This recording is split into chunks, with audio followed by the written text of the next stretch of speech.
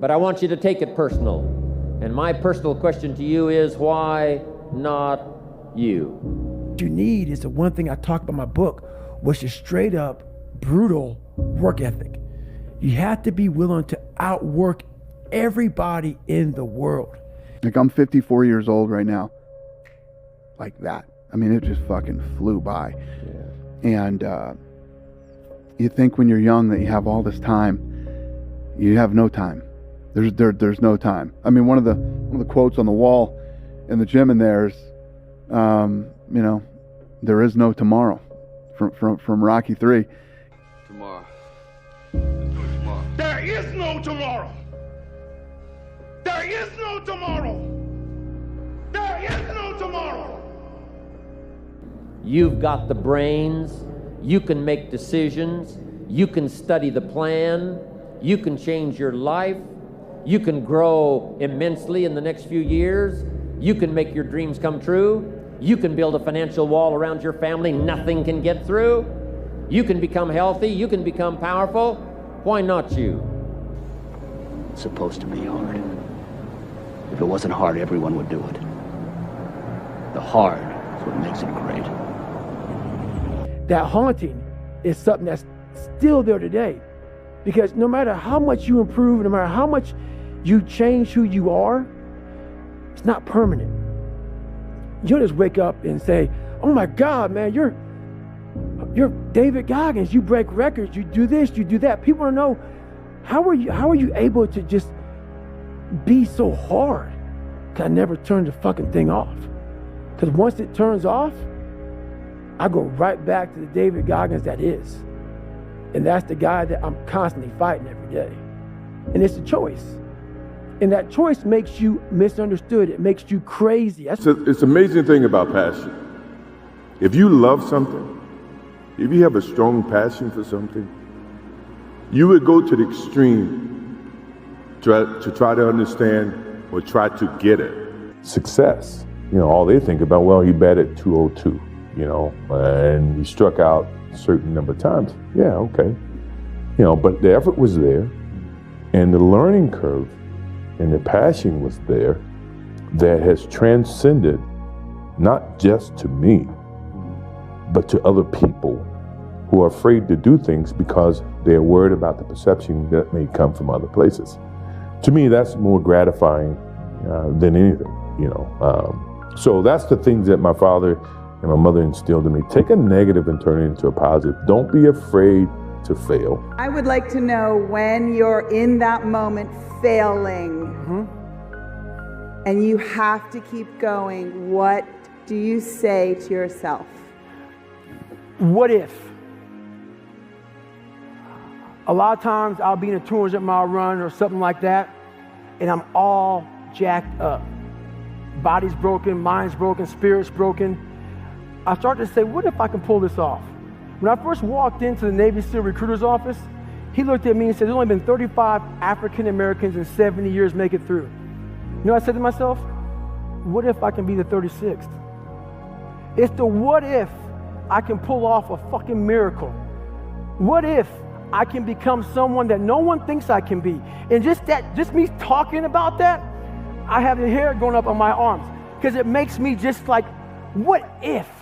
The next year is going to go by whether you're doing something about your life or not. I mean, we're sitting here right now at the end of February, and the next 10 months are going to go by whether somebody is working to make change or whether they're not. And they may think, you know, oh my God, I'm so far overweight, I'll never get it under control, or I'm so behind in my bills, or I'm so, you know, just depressed, or everything is so out of control. Well, you know what? You make those incremental changes, and then, you know, pretty soon in December you go, hey, well, I'm way better off than I was at the end of February.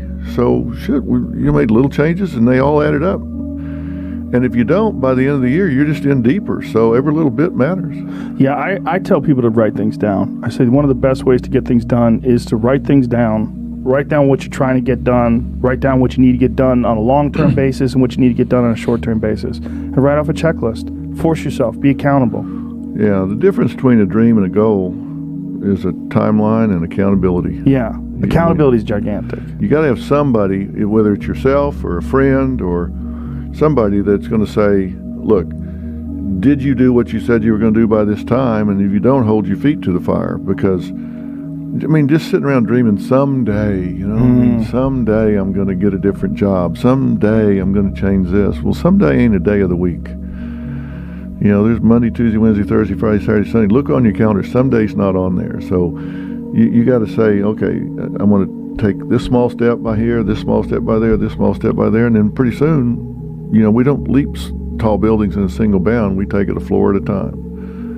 And then you put a goal in your mind. How are you going to feel, man, when you accomplish this goal coming from that shit? Coming from the fucking hell you came from. A lot of people start from a good starting point. They have a good foundation. What if you can surpass all of these motherfuckers? What if everybody who was fucking way up here started up here? And you started with no legs. You had to grow fucking legs to even start walking, and then crawling, and then running. And then you start passing people with all this given to them. I had to use all this negative shit that was making me weak and horrible as a person. I had to use this as the power that now fueled me. I had to flip it on its head and say, hold up. This might be exactly what I need.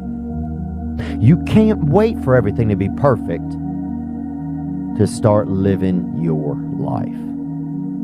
Because I bet that's what I've done. My whole life has been like that. Inside of me, it has been, as soon as it's all lined up, I'm going to show you myself. As soon as I've got it all looking the way I want, I'm going to show up for you. And for me. What does don't half-ass it mean to you? If you're going to do it, do it. Say what you can do. Do what you say. If you can't do it, don't say you can do it. Don't over-leverage yourself. Don't over-leverage a decision and then jump in and kind of dip a toe. I think I'll try it out. No, think if you're going to try it out beforehand, but when it's time to go, dive. Finish it. Find out. Come out the other side. Don't leave it and go, ooh, if I just would have. That keeps me up at night. I think it keeps a lot of us up at night. When you half-ass something and you just don't know whether you failed or succeeded, got what you want or didn't get what you want. Finding out and looking in the mirror and going, I didn't half-ass it. I went all the way. I found out, and that ain't for me. Or I found out, and you damn right that is for me. That's a great place to get to. But the limbo of not knowing, if you half-ass something, the limbo of going, I hedged my bet. What could have happened? You don't know. You're going to lose sleep. You'll doubt whether it'll work. You'll stress to make ends meet. You won't finish your to-do list. You'll wonder whether you made the right call and have no way to know for years. This is what hard feels like, and that's okay. Everything worth doing is hard, and the more worth doing it is, the harder it is. The greater the payoff, the greater the hardship. If it's hard, good. It means no one else will do it. More for you. I think a lot of entrepreneurship and even personal growth is training yourself on how you respond to hard. Because in the early days, hard was, ooh, stop. This isn't good. I should, this is a warning sign. This is a red flag. I should slow down, or I should stop, I should pivot. But the more I think about it as a competitive landscape, as I'm clear on what this path is supposed to look like, and these rocks and these dragons are things that I'm going to have to slay along the way to get the princess or get the treasure, I get happier about the harder it is because I know that no one else will follow. It's a selection effect. And I think if you can shift from this is hard to no one else will be able to do this, then it flips from being this thing that you're like, oh, poor me, to oh, poor everyone else who's going to have to fucking try. Yeah. Yes, talent matters. I'm not going to stand here and tell you it doesn't. But talent has a broad definition. Most of the time, it's not about having a gift. It's about having grit. In tennis, a great forehand with sick racket head speed can be called a talent. But in tennis, like in life, discipline is also a talent. And so is patience. Trusting yourself is a talent. Embracing the process Loving the process is a talent. Managing your life, managing yourself, these can be talents too. Some people are born with them. Everybody has to work at them.